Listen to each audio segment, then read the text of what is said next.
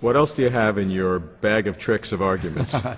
Well, there's the moral argument for God's existence, and this would say that if there is no God, then there really are no objective moral values and duties. On this view, unless there is God to serve as an anchor point for moral values and duties, moral values and duties are just the products of socio-biological evolution.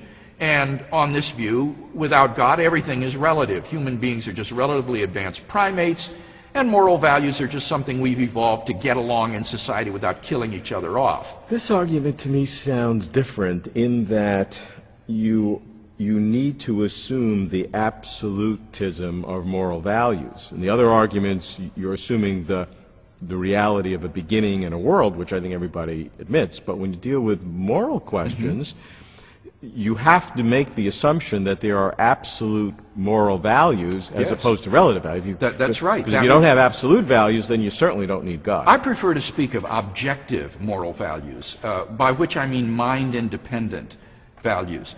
And you're right, that would be the second step of the argument, would be to say, but there are objective moral values and duties. That is a premise in the argument. And I think that's an assumption. Well, it's a premise. I don't think it's just an assumption.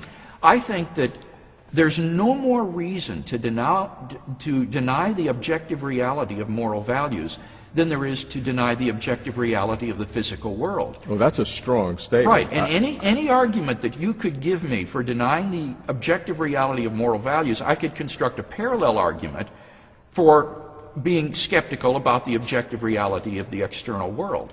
If we trust our sensory intuitions that there is a world of objects independent of us out there, I don't think we have any grounds for distrusting our moral intuitions of the realm of objective values that we perceive. Certainly, to verify the objectivity of the external world, we're dependent upon our senses. Everybody agrees with that. And there's no way to get outside your senses totally. to prove you're not a body lying in the matrix being programmed to believe in something. All agree with that.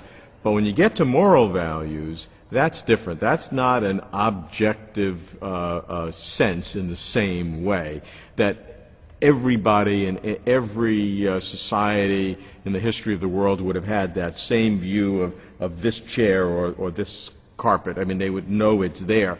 But if you deal with moral values, different societies have had different moral values.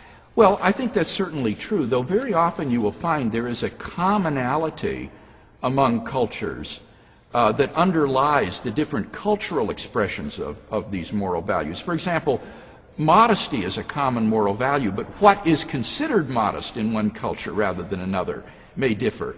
Or, for example, cannibalistic tribes do believe in the ethic of loving your neighbor, but they don't consider people in other tribes to be their neighbors.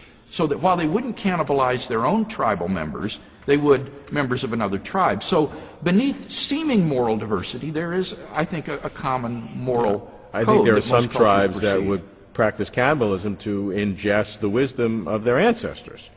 Well, I think you would be hard-pressed to find examples of many tribal groups that cannibalize their own people. All right, let's go on. Yeah. But I think there's a difference between the moral argument and some. I think that first premise is critical for the moral argument. Yeah.